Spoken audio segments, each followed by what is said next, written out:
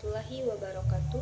Perkenalkan, nama saya Jumi Rostiana dengan 2324009 dari kelas PGMI 3A.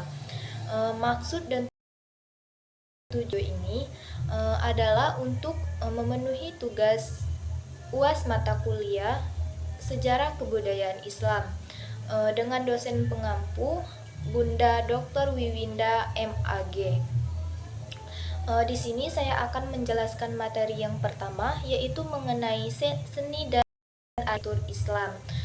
Dalam kebudayaan Islam, secara umum itu tuh memiliki arti kebudayaan yang sebenarnya ialah suatu hasil daya pemikiran dan pemerahan tenaga lahir manusia. Ia adalah gabungan antara tenaga pikiran dengan tenaga lahir manusia ataupun hasil daripada gabungan tenaga batin dan tenaga lahir manusia. Nah, maka gabungan inilah yang dikatakan kebudayaan.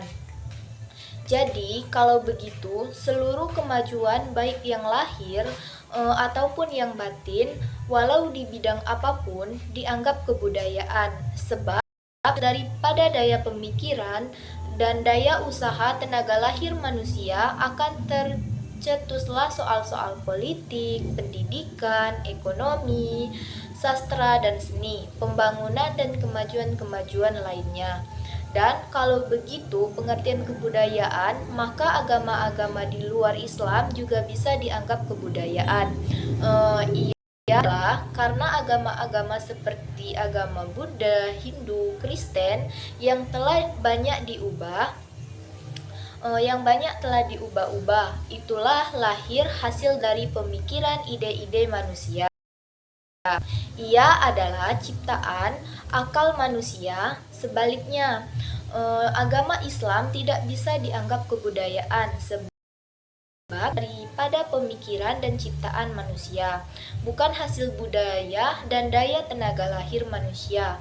Agama Islam juga adalah satu yang diwahyukan oleh Allah Subhanahu wa Ta'ala. Nah, terus ada seni dan arsitektur. Arsitektur ialah susunan ruang-ruang yang dirancang untuk kegiatan tertentu yang diintegrasikan harmonis ke dalam sebuah komposisi. Ada para ahli berpendapat, salah satunya itu menurut H.K. Izhar tahun 1995, ada 3 faktor utama sebagai syarat arsitektur, yaitu yang kenal, yang kedua ada struktural, dan yang ketiga ada estetika. Fungsi, di mana secara bangunan itu dapat melayani pemakaian dalam suatu kegiatan yang mengandung proses. Sedangkan struktur adalah bagian yang tersusun menjadi bangunan yang menentukan. Adapun estetika nih, yaitu keterpadu antara keindahan bentuk yang terdiri atas syarat keterpaduan, keseimbangan, skala, dan irama. Keindahan ekspresi terdiri dari syarat urutan, karakter, gaya, dan warna. Arsitektur Islam merupakan wujud perpaduan antara kebudayaan manusia dan proses penghambaan diri seorang manusia kepada Tuhannya, yang berada dalam keselarasan hubungan antara manusia, lingkungan, dan penciptanya. Terus ada seni ruang dan arsitektur, di mana arsitektur itu termasuk di dalam seni ruang. Dalam esensi menurut Islam, hal ini dikarenakan arsitektur merupakan seni visual yang mendukung kemajuan peradaban Islam. Itu menurut Al-Faruqi tahun 1999 halaman 158. Nah, di dalam seni ruang juga terdapat cabang lain yang termasuk mendukung di dalamnya, yaitu seni rupa. Keberadaan seni ruang yang di dalamnya terdapat bidang arsitektur merupakan satu hal yang cukup penting. Hal ini juga didasarkan pada seni dalam pandangan Al-Quran, sehingga pembangunan fisik peradaban ini senantiasa selalu berlandaskan nilai-nilai Islam dalam Al-Quran. Ciri yang digolongkan Dalam 4 kategori tersebut didasarkan pada ciri-ciri utama yang dimiliki semua seni Islam, yaitu menurut Al-Faruqi tahun 1999 halaman 158, yaitu yang pertama ada unit-unit isi. Maksudnya unit-unit isi itu di mana hal pertama yang harus dimasukkan dalam seni ruang. Nah, Islam adalah seni yang memainkan peran ekstra romentasi, walaupun seni ini memiliki sifat-sifat rupa ornamentasi yang memanfaatkan sifat-sifat meruang. Terus ada arsitektur dan struktur dengan ruang interior.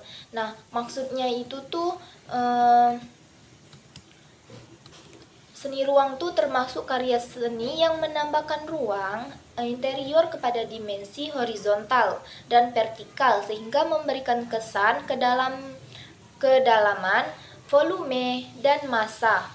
Terus selanjutnya itu ada desain kota dan desa. Nah, dalam desain kota dan ini penanganan ruang itu secara estetik itu meliputi pula hubungan antara bangunan dengan bangunan lain di dekatnya, dengan ruang terbuka di sekelilingnya, dan dengan kampung, kompleks, desa, perumahan kota, ataupun kota yang ditempati perumahan tersebut.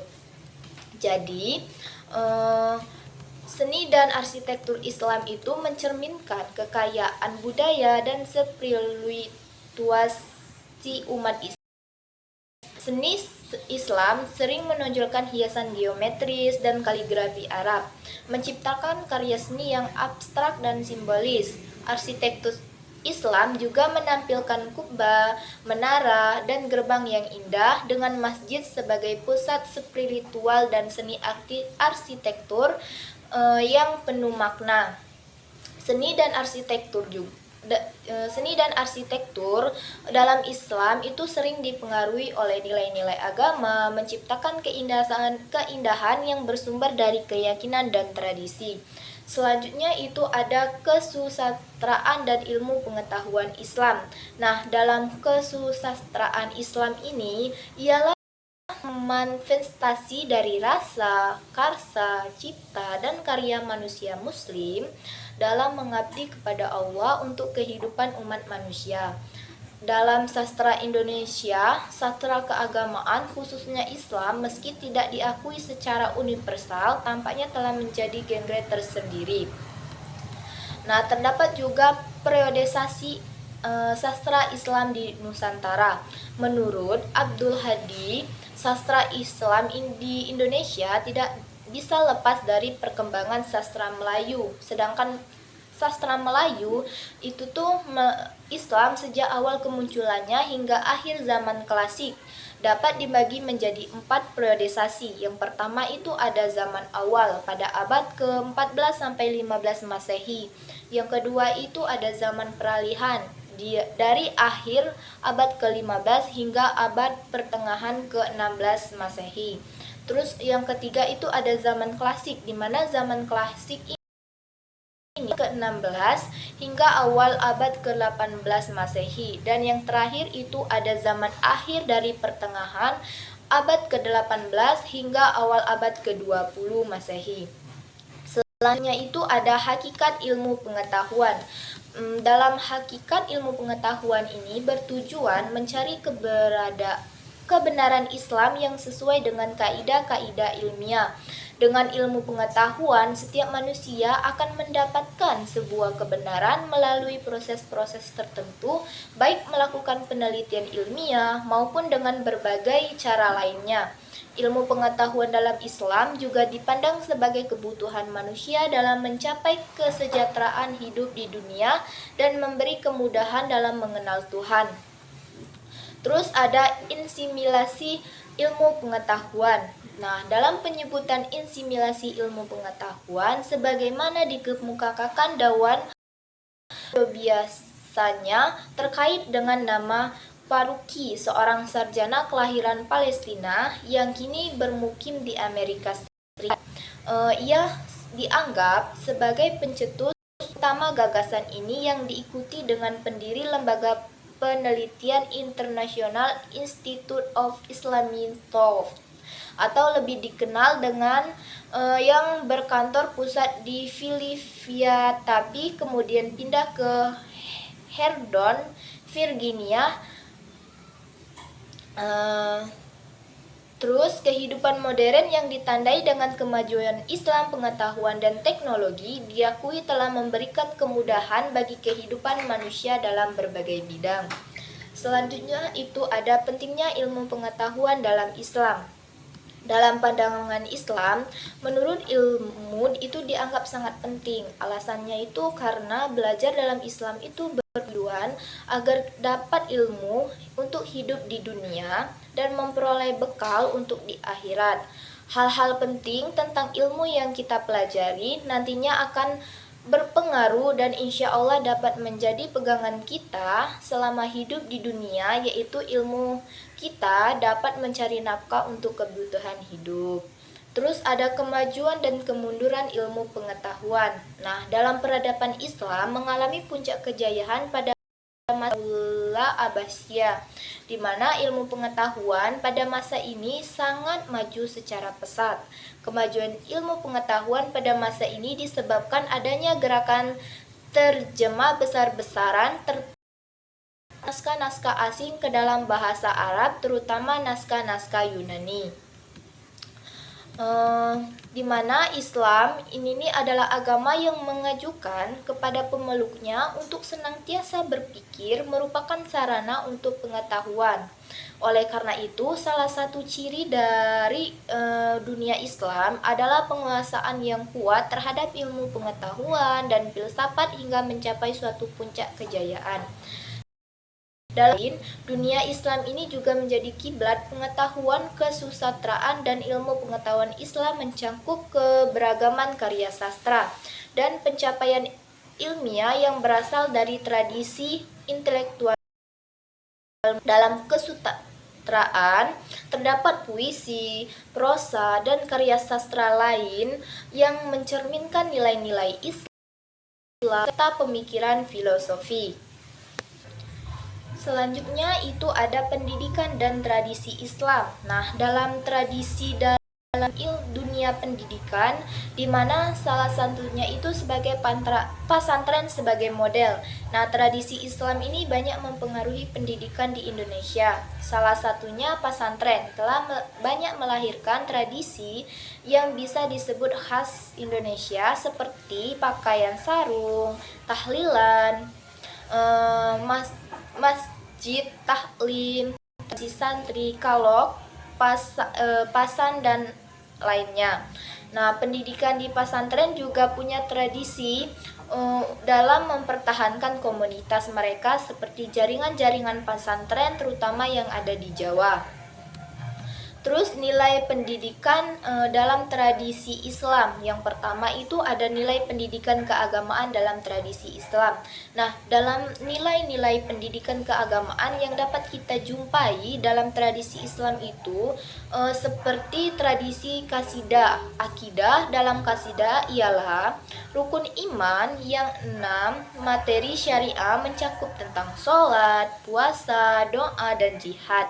Sedangkan cakupan materi tentang akhlak ialah akhlak kepada Rasul, akhlak kepada diri sendiri. Terus selanjutnya itu ada nilai pendidikan moral tersebut kita jumpai dalam tradisi Islam seperti tradisi wayang di Indonesia bukan hanya sebuah kesenian, melainkan juga sumber nilai, di mana wayang dalam perkembangan sebagai sumber nilai menyerap berbagai ajaran tentang penghormatan kepada alam, manusia sekitar, nenek moyang, dan para dewa-dewi. Selanjutnya itu ada tradisi Islam, tradisi nilai pendidikan sosial dalam tradisi Islam. Nah, dalam pendidikan sosial ini dalam tradisi Islam Nusantara pada tradisi itu ada beberapa contohnya seperti penanggalan selikuran.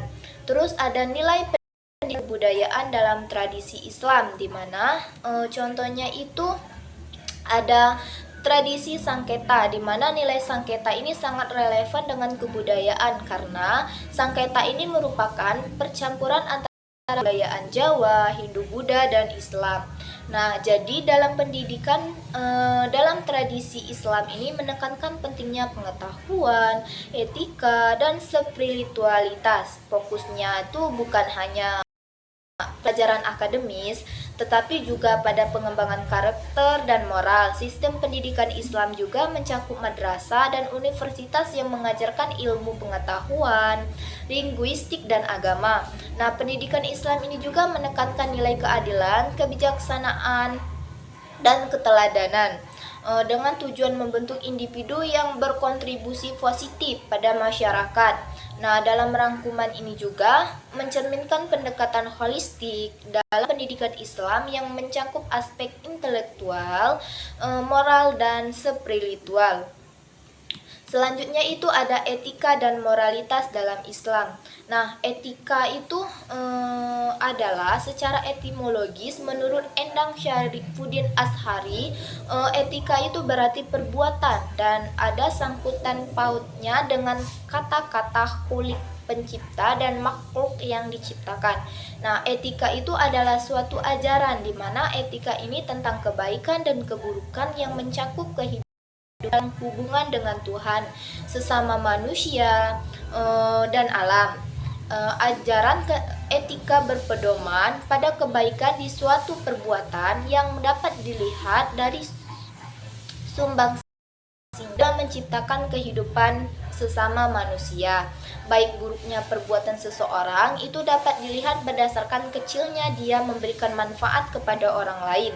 Dalam menentukan baik buruknya perbuatan seseorang, maka yang menjadi tolak ukur adalah akal pikiran. Selanjutnya itu ada moral. Nah, moral ini dalam istilah adalah suatu istilah yang digunakan untuk menentukan batas-batas dari sifat, perangai, pendapat atau perbuatan yang secara layak dapat dikatakan benar, sah, baik, dan atau buruk. Moral merupakan ajaran yang membahas kebaikan atau keburukan berdasarkan ukuran tradisi yang berlaku dan berkembang dalam suatu masyarakat, di mana moralitas dalam Islam itu adalah tindakan manusia yang dapat menyimbangkan dan menstabilkan antara nilai spiritual dan nilai sosialnya sehingga dapat mewujudkan suatu nilai yang harmonis.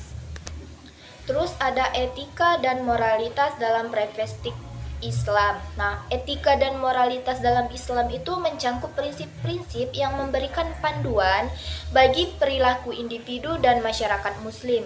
Nah, inti dari etika terdapat dalam ajaran Al-Quran dan Sunnah dengan penekanan pada keadilan, kejujuran, dan kasih sayang. Konsep akhlak moralitas, kesabaran, dan pengampunan. Tanggung jawab sosial, menghormati hak asasi manusia, dan juga merupakan nilai-nilai sentral.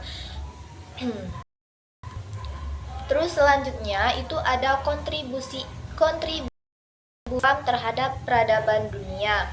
Nah, kontribusi Islam adalah sumbangan atau pengaruh Islam terhadap berbagai aspek kehidupan seperti sosial, ekonomi, ilmu pengetahuan.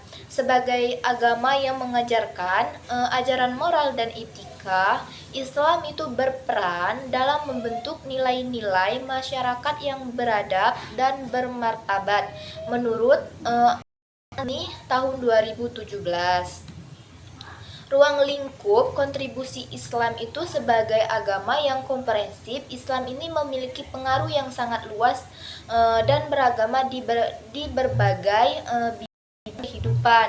Nah, ada beberapa contoh ukuran kado Islami. Yang pertama itu ada agama dan moralitas. Maksudnya itu di mana Islam itu mengajarkan tentang iman, moral, dan etika, nilai-nilai dasar kehidupan. Nah, ini dapat membantu orang untuk hidup dengan cara yang benar dan sesuai dengan ajaran agama Islam. Dan Rasul diutus untuk menjadi akhlak manusia yang mulia.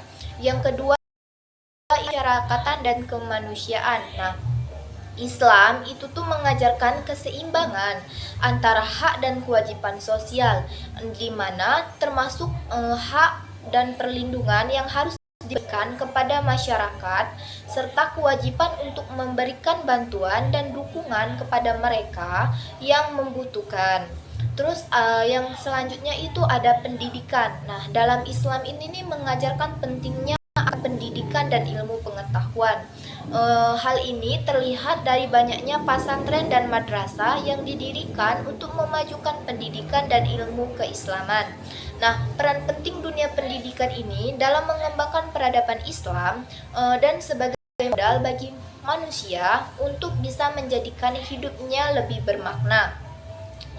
Terus selanjutnya itu ada sains dan teknologi, di mana sains dan teknologi ini nih di Islam itu juga memberikan kontribusi dalam berbagai bidang ilmu pengetahuan dan teknologi. Contohnya pada kontribusi Islam terhadap matematika, astronomi, kedokteran, dan teknik seperti pengembangan sistem angka akrab dan menulisan ilmiah yang masih digunakan sampai sekarang.